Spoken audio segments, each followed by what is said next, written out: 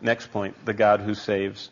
Verse 16, and the men feared the Lord greatly, and they offered sacrifices to the Lord, and they made vows. What happens? The same incredible result that 5 words spoken later in chapter 3, verse 4 by the same prophet would have on Nineveh. The mariners are gloriously converted. Look at them. In chapter 1, verse 5, they fear the storm. In 1:10, they fear the words of Jonah more. But when they meet the God, it's all over. They approach him the way they were supposed to, by sacrifice, and they made vows. Only after they saw who he truly was, the Lord God, creator of all. Meet the Lord. The God who saves whom he will, the God who storms as he wills, the God who chooses whom he wills, the God who knows all, sees all, is everywhere, makes himself known to these pagans. He has desired to save. The Lord is his name. Jonah presents us with an inescapable God, the Lord of heaven and earth, who gets Jonah's attention by weather, fear, and pain. He's an incredible God and is involved in the details of life. He uses anything to bring about the perfection of his will.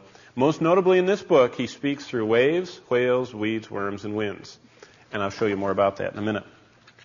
So, the mission for Jonah began. It intersects with the first blip on the radar screen and scores an unwilling direct hit. But the next task before Jonah was as big as they come. Of all the spots on the globe, God wanted Nineveh. Nineveh was wicked, a city that was steeped in paganism, deeply into demonic occult powers. Jonah had no advance team. He had no tracks. He didn't have prayer meetings to prepare the people for the coming evangelist. He had no media blitz, no newspaper, no explanation of what was going to take place. Nineveh, on the other hand, was ancient. It was founded among the first of all cities in Genesis 8 through 10. Nineveh was huge. It was perhaps the largest city of the old world.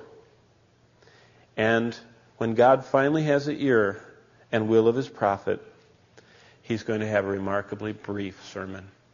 When Jonah spoke to the sailors, he gave them 9 words.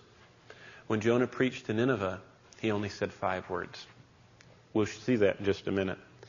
Only 5 words in Hebrew were spoken when Jonah finally gets to Nineveh.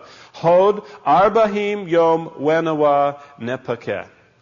Watch out, Nineveh. 40 days, God's going to destroy you. It takes us longer to say it in English. We're a little more verbose.